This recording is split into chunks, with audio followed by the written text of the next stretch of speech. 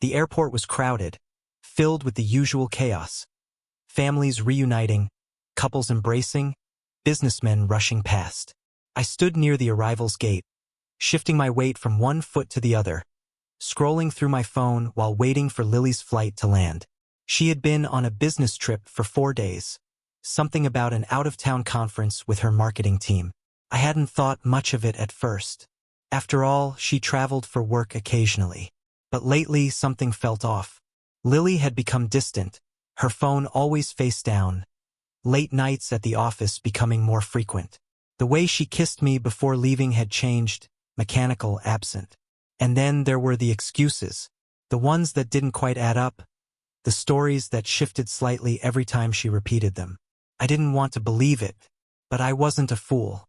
Her flight had landed 10 minutes ago, yet she hadn't texted me. I checked the flight tracker again. Definitely arrived. My heart pounded harder, and a sick feeling crawled up my spine as I made my way toward the baggage claim area. Then I saw her. She was standing near the luggage carousel, but she wasn't alone.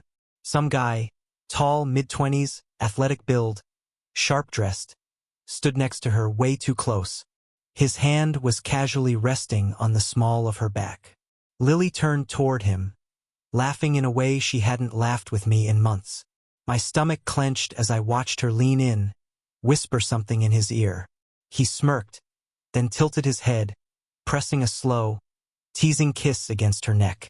Everything around me blurred. The sounds of the airport faded. My grip on my phone tightened until my knuckles went white. She hadn't seen me yet. For a split second, my brain tried to justify it. Maybe it wasn't her. Maybe it was a coworker and they were just, no. I knew my wife's body language better than anyone. That was not a coworker's touch. That was not an innocent whisper. That was my wife, cheating on me in plain sight. The logical part of my brain told me to calm down, to think before acting.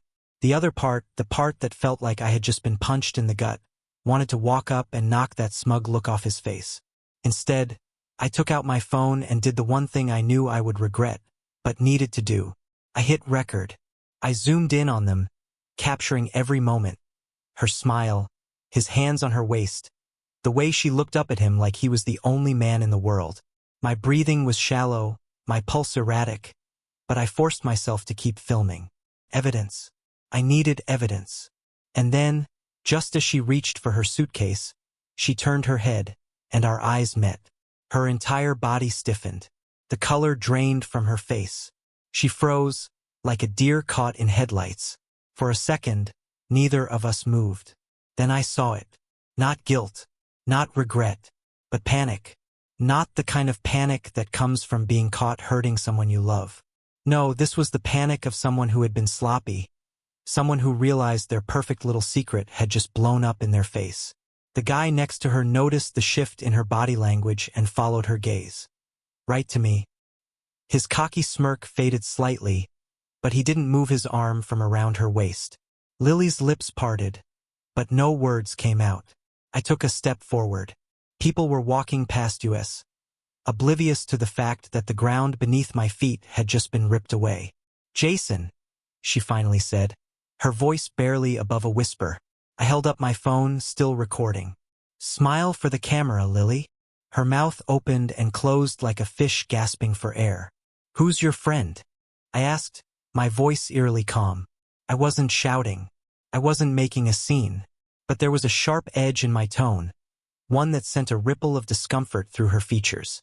She swallowed hard. "Jason, it's not what it looks like." I let out a sharp laugh. "Not what it looks like." I turned the phone screen toward her, playing back the video I had just recorded. Her face, his hands, the intimate way they stood together. "You want to try that again?" I asked, tilting my head. The guy finally spoke, his voice smooth but laced with forced confidence. "Look, man, I don't know who you are, but..." I stepped closer, cutting him off with a look that must have told him exactly who the F I was. "I'm her husband." His mouth snapped shut. Lily finally found her voice. "Jason, please, let's talk about this." "Oh, we'll talk," I said, slipping my phone into my pocket. "But not here." I turned on my heel and walked away, leaving her standing there, stammering like the lying which she was. And for the first time in a long time, I felt something close to clarity. I didn't look back as I walked toward the car. My legs moved on their own, my mind still processing what I had just seen. My hands clenched into fists, my nails digging into my palms, but I didn't feel it. All I could see was that smug bastard's hands on my wife, her stupid, panicked face when she realized she was caught. Not what it looks like. What a joke. I reached my car and yanked the door open, sinking into the driver's seat. My heart was pounding so hard I could hear it in my ears. I should have done something back there. Should have knocked that little boy's teeth in. Should have let the entire airport know what kind of witch my wife really was. But I didn't, and that pissed me off even more. My phone buzzed. A message from Lily. "Jason, please let's talk. I can explain." I stared at the screen, my jaw tightening. Explain? What the F was there to explain? I had just caught her draped all over some guy like a desperate teenager. There was no misinterpreting that. No room for excuses. But I knew she'd have them anyway. Lies came easily to her. They always had, now that I thought about it. I didn't respond. I didn't trust myself to. Instead, I threw the phone onto the passenger seat and gripped the steering wheel so hard my knuckles turned white. My mind raced through the past few months, replaying every conversation, every excuse, every late night she spent working. It had all been right in front of me, and I ignored it. I let her make me feel like I was the crazy one. The airport doors slid open, and I saw her stepping outside, looking around frantically. She spotted my car and hurried toward it, dragging her suitcase behind her. The guy was nowhere to be seen. Of course. Probably didn't want to deal with the husband of the woman he'd been screwing around with. Lily reached the passenger side and yanked on the door handle. Locked. She knocked on the window, forcing a smile that didn't reach her eyes. "Jason, come on. Let me in so we can talk." I stared straight ahead, my fingers drumming against the steering wheel. She knocked again, more urgently this time.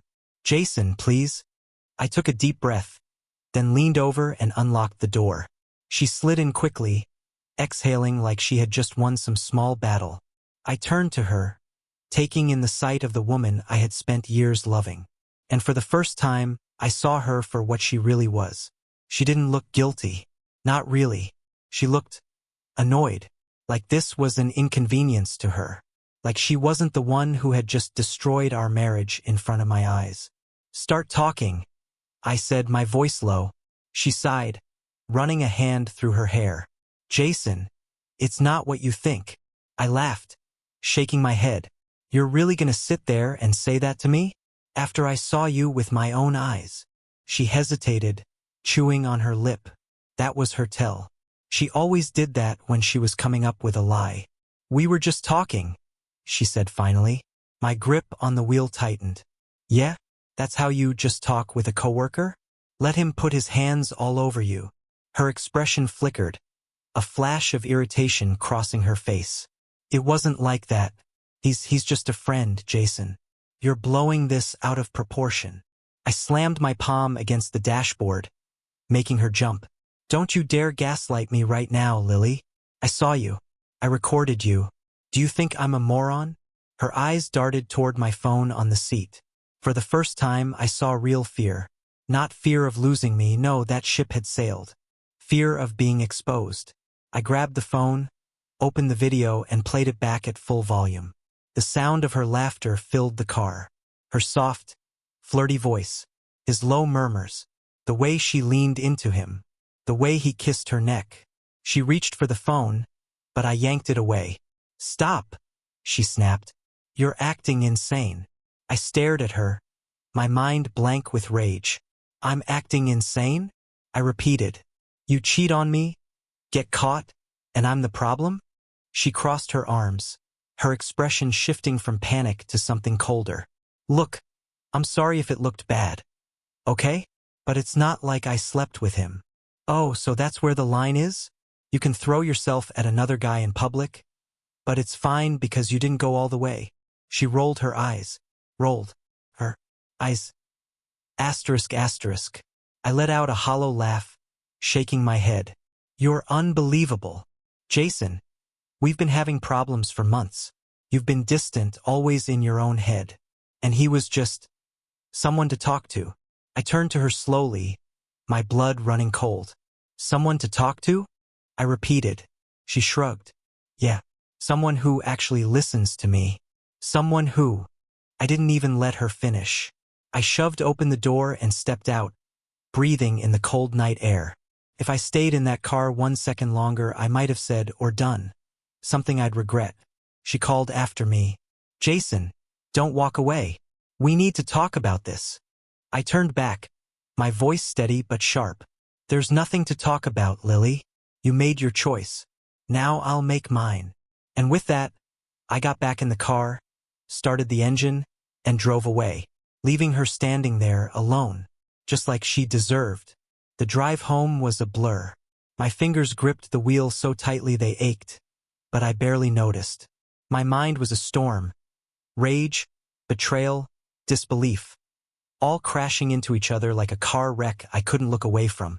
Every mile I put between myself and that airport felt like I was shedding something.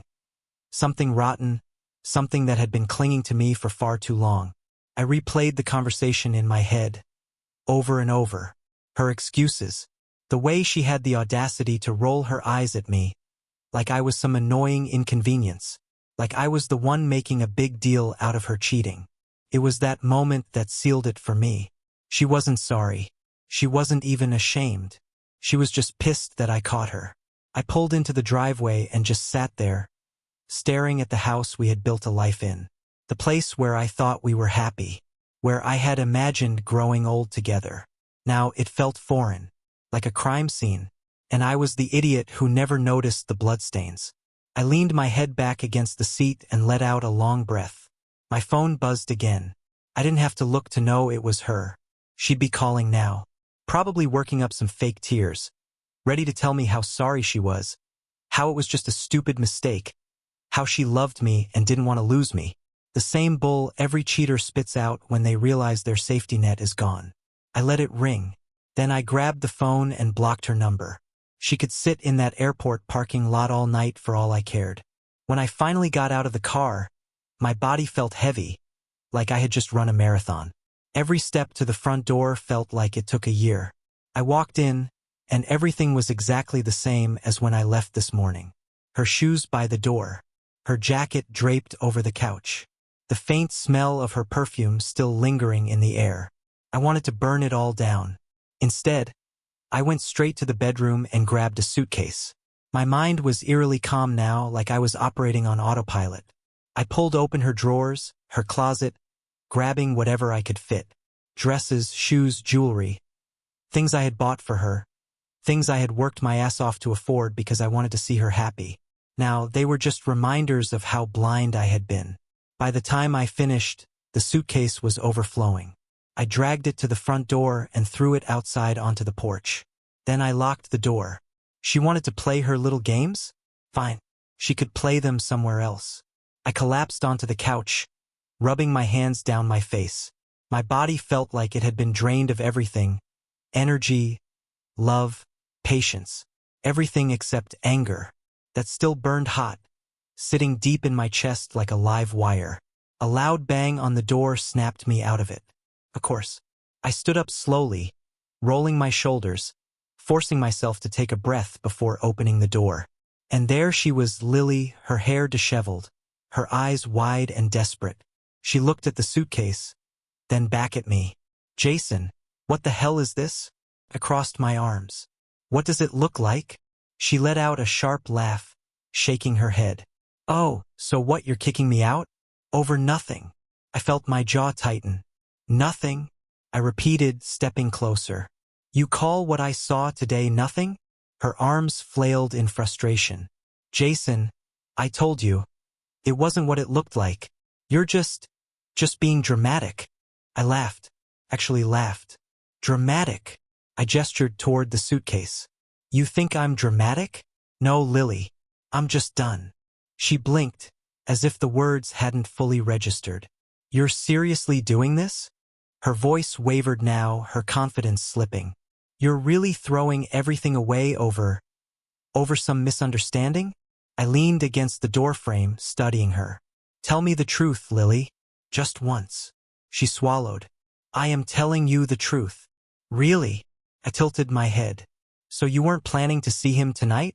Weren't planning to lie to me? Sneak around behind my back, just like you've been doing for God knows how long. Her face paled, just slightly. But I saw it. And that was all the confirmation I needed. I exhaled slowly, shaking my head. You can lie to yourself all you want, but you don't get to lie to me anymore.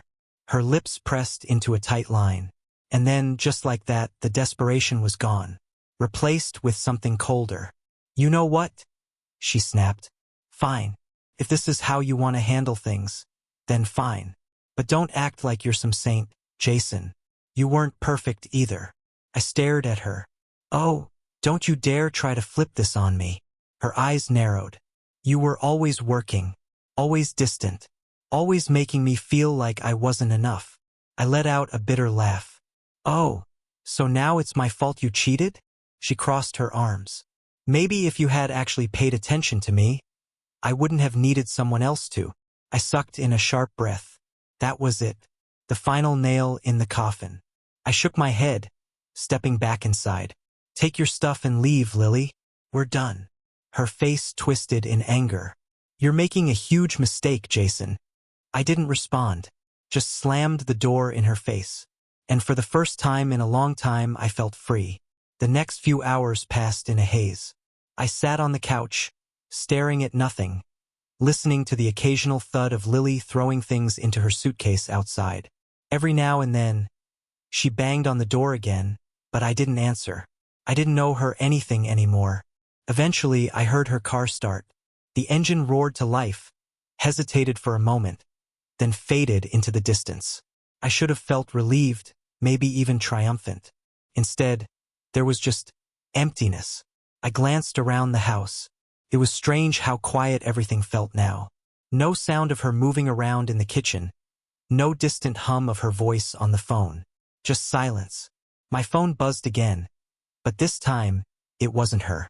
Ethan *, hey man, you good? I stared at the screen. I hadn't told anyone yet.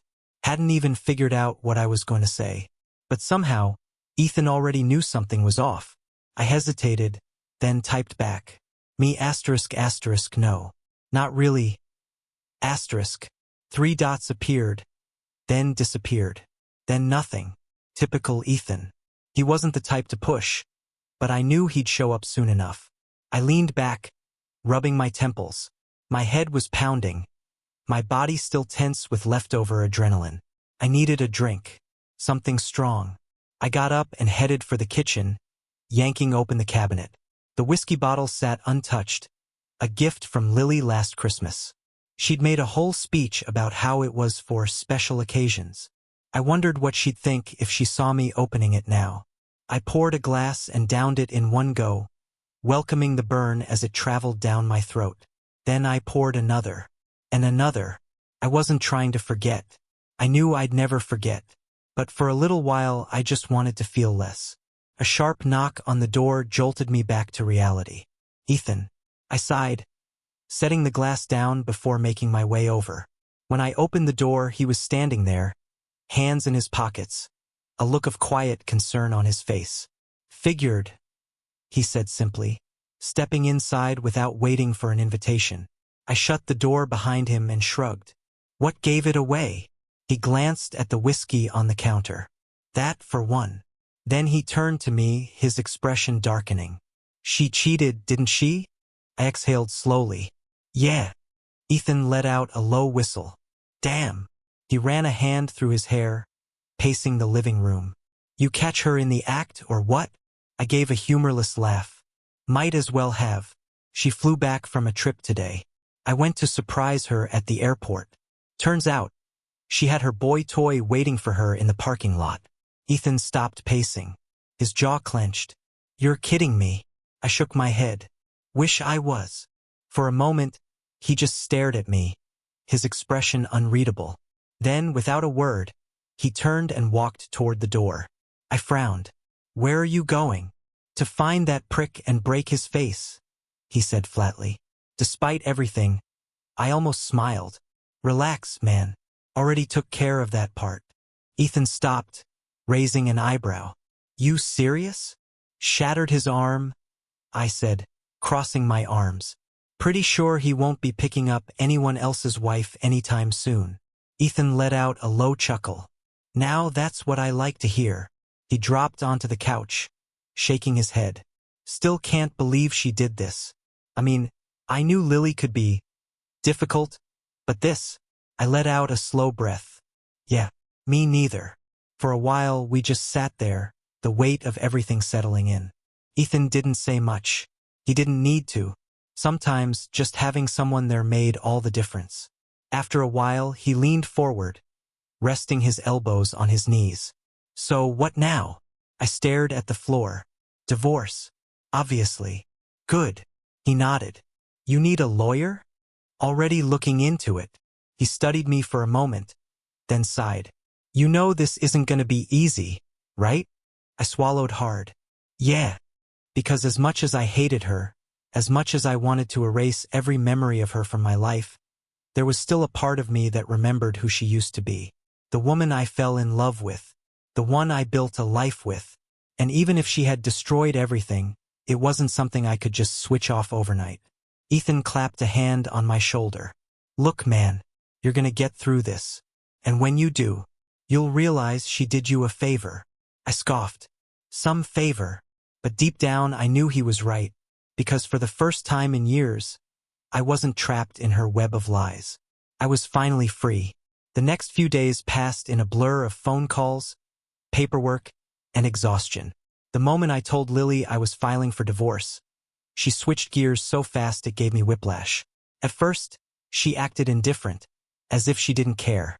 Fine, Jason, she had said over the phone, her voice flat, if that's what you want. But then, a few hours later, she bombarded my inbox with texts. Lily ***, Jason, please, let's talk about this. Asterisk.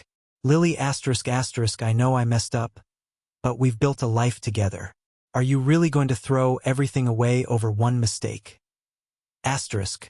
Lily ***, you didn't even let me explain. I didn't reply. A day later, her tone changed again. Lily ***, you're being so immature. I was honest with you, and this is how you repay me? You're acting like a child, Jason. Asterisk. Lily ***, you weren't perfect either, by the way. Maybe if you had paid more attention to me, I wouldn't have needed someone else. Asterisk. That one nearly made me laugh. Needed someone else. As if she'd had no choice but to spread her legs for another man because I wasn't entertaining enough. Pathetic. Then, when that didn't work, she got meaner. Lily ***, I bet you feel like a big man now. Don't you?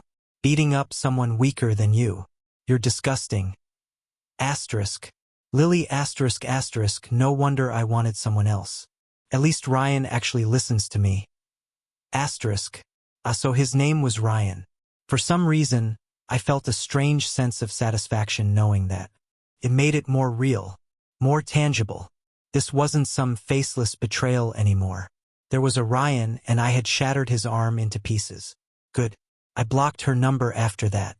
Ethan came over the next evening with a six-pack and a look that said he wasn't taking no for an answer. You need to get out of this house, he announced, dropping onto my couch. I sat across from him, rubbing my temples. I don't feel like going anywhere, man. You're not supposed to feel like it. That's the point, he countered, cracking open a beer. Sitting in this house, stewing in your own misery, isn't going to do you any favors. I sighed. Where do you want to go? Bar, pool hall, strip club. Hell, we could go adopt a dog if you want. Just something to take your mind off of this train wreck. I stared at him. Did you just suggest a strip club and a dog adoption in the same sentence? He shrugged. Two things proven to boost morale. Pick one. I shook my head, but I couldn't help the small smile that tugged at my lips. Half an hour later, we were at a bar, surrounded by loud music, the clatter of pool balls, and the scent of cheap beer and regret. It felt good to be out, to be somewhere that didn't reek of memories and betrayal. I took a sip of my drink and leaned against the bar while Ethan ranted about some coworker he hated. But then, mid-sentence, he suddenly stopped and smirked. "What?" I asked, raising an eyebrow. "Don't look now. But there's a blonde at the end of the bar who's been staring at you for the past 10 minutes. I scoffed. "Yeah, right? I'm serious," he insisted. "She's hot too. Like, dangerously hot." I rolled my eyes and turned slightly. Sure enough, there was a woman sitting alone, swirling a cocktail in her hand, watching me with interest. Ethan whistled. "Told you." I looked away, shaking my head. "Not interested." "Why the hell not?" "Because I just got cheated on. I'm not exactly in the mood to jump into anything." He sighed dramatically. "Dude, I'm not saying to marry her. Just talk. Flirt. Maybe let her stroke your ego a little. God knows you need it right now." I glanced at her again. She was still watching, a small, knowing smile on her lips. Maybe Ethan was right. Maybe I did need a distraction. I finished my drink, exhaled, and made my way over. She watched me approach with a slight tilt of her head, lips curving into something between amusement and curiosity. Up close, she was even more striking. Icy blue eyes, full lips, and the kind of confidence that didn't need flashy outfits or fake charm, just presence. "You've been staring," I said, leaning casually against the bar. She arched an eyebrow, swirling her drink. "And you finally decided to do something about it. Took you long enough." I smirked despite myself. "Figured I'd give you a chance to pretend it wasn't intentional." She laughed softly, the sound smooth and deliberate. "I don't do things by accident." Bold. I liked that. "Jason." I introduced myself, offering my hand. "Madison," she replied, shaking it. Firm grip. No hesitation. I motioned to the bartender. "Another for her, and I'll take a whiskey, neat." She watched me, amused. "So, what's your story, Jason? You've got that look." "What look?" "The I just found out my life is a joke look. I've seen it before." I exhaled through my nose. "That obvious?" "Pain always is. It doesn't matter how well you dress it up." I nodded, taking a sip of my drink. "Let's just say I had an interesting week." Madison lifted her glass. "2 interesting weeks, then." We clinked glasses and I found myself relaxing, even if just a little. "So," she mused, setting her drink down. "Was it money, betrayal, or both?" I let out a short laugh. "You cut right to it, huh?" She shrugged. "No point wasting time." "Betrayal," she hummed knowingly. "Wife." "Yeah." "Cheating." "Yeah." She leaned back, observing me like she was sizing me up. "And you? What's your revenge plan?" I raised an eyebrow. "Who said I have one?" She smirked. "Everyone has one, even if they don't admit it yet." I didn't reply. I just took another sip. Madison took it as an answer. "You're a good guy, Jason. I can tell. But good guys always make one of 2 mistakes. They either let betrayal destroy them, or they let it define them." "And what's the right answer?" She leaned in slightly, her voice lower. "You let it fuel you." Something about the way she said it made my spine straighten. There was no malice in her tone, no bitterness, just certainty. Like she knew exactly what she was talking about. Ethan was right. I did need this. For the first time in days, I wasn't drowning in memories of Lily and that idiot Ryan. I wasn't replaying conversations, dissecting lies, or feeling that sharp, hollow ache in my chest. I was present. Madison watched me process that and smiled. "So, what do you want to do about it?" I set my glass down and met her gaze. "Something I won't regret." Madison studied me for a moment, her lips curving slightly as if she knew something I didn't. She took another slow sip of her drink, eyes never leaving mine. "That's a rare answer," she said, tilting her head.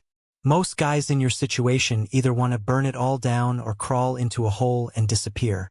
But you're still thinking. That's good." I exhaled through my nose, rolling my glass between my fingers.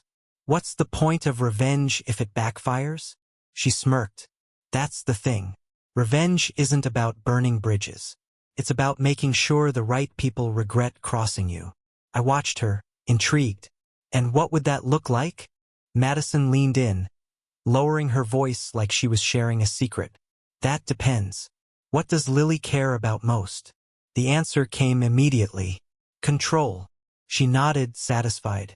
Then you take it away, piece by piece. I sat back, considering her words. Was it really that simple? Maybe it was. Lily had spent our entire marriage micromanaging everything. Our home, my schedule, even the way I handled conflicts. She was the kind of woman who always had to be in control of every narrative, every situation. And when she lost control, she manipulated. She twisted reality until it bent in her favor. I had seen it happen so many times before. The way she could turn any mistake of hers into a misunderstanding, any wrongdoing into someone else's fault. She was an expert at playing the victim, making people doubt their own memories, their own perceptions. And I had let her do it, over and over again. But now, I wasn't playing by her rules anymore. I glanced at Madison, who was watching me with quiet amusement. "You've done this before," I said. It wasn't a question. She shrugged, swirling her drink. "Let's just say I've seen what happens when people let betrayal break them. I prefer the alternative." I smirked. "And what's that?" Her smile deepened. "Winning." Something in my chest settled, like a puzzle piece clicking into place. For the first time since that night at the airport, I didn't feel like a man drowning in betrayal. I felt like a man with a plan. And Lily had no idea what was coming. I spent the next few days watching, waiting. Lily was acting like nothing had happened, like our marriage wasn't on life support, as if she hadn't destroyed everything with her lies. She still smiled at me over breakfast, still sent absent-minded texts throughout the day, still played the role of the perfect wife. It was almost impressive how effortlessly she could pretend. But I wasn't pretending anymore. She didn't notice the way I paid closer attention to her phone habits, how I memorized the names that popped up on her screen, how I took note of when she suddenly stepped away to take a call. She had gotten careless. She thought she had me wrapped around her finger, convinced I'd accept whatever version of the truth she decided to spin. But I wasn't the same man she had manipulated for years. It wasn't long before I found exactly what I was looking for. A name, a face, pattern. Nathan. I had suspected him, of course. I remembered the way she had stiffened when I saw them together at the airport, the quick glance they exchanged before she forced a smile. But now I had proof. Messages, hidden photos, time-stamped receipts that placed them together in places she had no business being. It was one thing to suspect, another to know. And now that I knew, it was time to act. I didn't rage. I didn't confront her in a screaming match that would only end with her twisting the narrative back in her favor. No, I was done playing defense. I went to the one thing she cared about almost as much as control, her reputation. Lily had spent years crafting the image of a perfect wife, a dedicated professional, a woman who had it all together. Her social circles were filled with people who admired her, respected her, envied her. She had carefully maintained her place in their world, making sure she was always seen as the strong, elegant, successful woman who had built the perfect life. And now I was going to take that from her. I started small, subtle shifts in our social interactions. A carefully placed comment here, a knowing glance there. Just enough to plant seeds of doubt in the minds of those around us. I let rumors do what they did best, spread. Then I took it further. I reached out to Nathan's wife. Yes, he was married. Of course he was. The irony was almost laughable. She deserved to know. And when I laid everything out for her, the messages, the photos, the undeniable proof, she didn't cry. She didn't scream. She just sat there, staring at the evidence, her face growing paler by the second. Then she thanked me. Not long after, Nathan's life started to unravel. His wife filed for divorce. His professional connections, many of whom overlapped with Lily's, started distancing themselves. He went from a confident, smooth-talking executive to a man trying desperately to salvage the wreckage of his own mistakes. And Lily? She started to notice the shift. She noticed when friends stopped responding as quickly. She noticed when invitations to social events became fewer. She noticed when whispers followed her into rooms. And then, finally, she noticed me. "Something's going on," she said one night, her voice laced with irritation as she set down her phone. I looked up from my book, feigning mild interest. "Oh," she narrowed her eyes. "Don't play dumb. People are acting different." I shrugged. "Maybe they know something you don't." The flash of panic in her eyes was delicious. She scoffed, shaking her head. "You're being ridiculous." I smiled. "Am I?" She hesitated, then turned away, muttering something under her breath. I leaned back in my chair, watching her as she tried to figure out what was happening. Let her wonder. This was only the beginning. Lily unraveled faster than I expected. The carefully crafted image she had spent years building was collapsing around her, and she had no idea how to stop it. She started coming home later, avoiding eye contact, snapping at the smallest things. The arrogance, the smugness, the sense of control gone. I watched her spiral and I felt nothing. No pity, no regret, just a quiet satisfaction that justice was finally catching up to her. One night she finally broke. "You did this, didn't you?" she accused, storming into the living room, her eyes wild. I looked up from my drink, raising an eyebrow. "Did what?" "Don't play stupid, Jason," she screamed. "People are talking. My colleagues are looking at me differently, my reputation." "Ah," I interrupted, nodding slowly. "So you do care about something after all." She glared at me, her hands clenched into fists. "Why are you doing this?" I set my glass down and stood, walking toward her slowly. "You spent years lying to me, humiliating me, thinking you were untouchable. Did you really think there wouldn't be consequences?" Her lips parted slightly, but she didn't have an answer. I stepped closer, lowering my voice. "You see, Lily, you may have cheated on me, but you forgot one thing." I smiled, tilting my head. "I'm smarter than you."